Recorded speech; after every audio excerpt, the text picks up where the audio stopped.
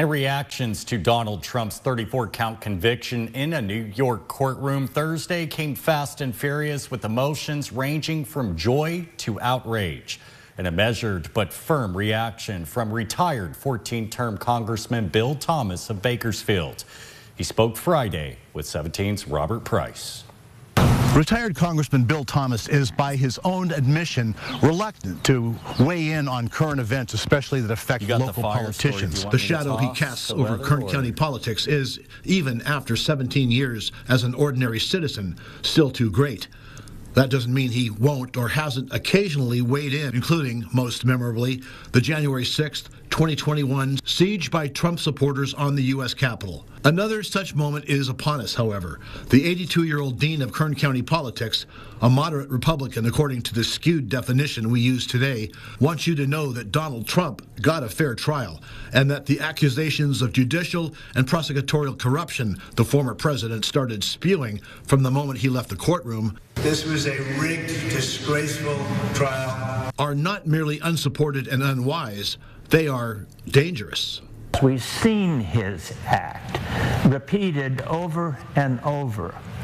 He is guilty, he is a felon, and he will not change. Former Congressman Kevin McCarthy, whose long-sought speakership lasted 9 months, the second shortest tenure in the nation's history, wrote on social media that President Trump's only crime is running against Joe Biden in 2024. The American people see right through this weaponization of the legal system. Vince Fong, who will replace McCarthy in Congress after winning a special election this month, made necessary by McCarthy's abrupt retirement in December, wrote on social media, today's verdict against President Trump is a historic turn in the politicization of our institutions. The American people are rightfully concerned with the weaponization of the legal system. Mike Boudreau, the Tulare County Sheriff who lost that special election runoff against Fong, reposted the image of an upside-down American flag, the symbol, as Supreme Court Justice Samuel Alito might explain, of opposition to alleged electoral cheating.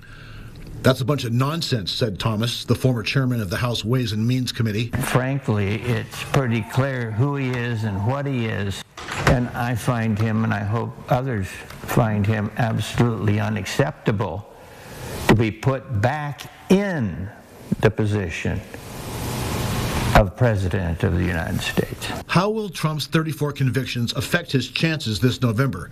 That's the question on many lips, and Bill Thomas is no exception. Thomas saw a lot in his 30 years in the nation's capital.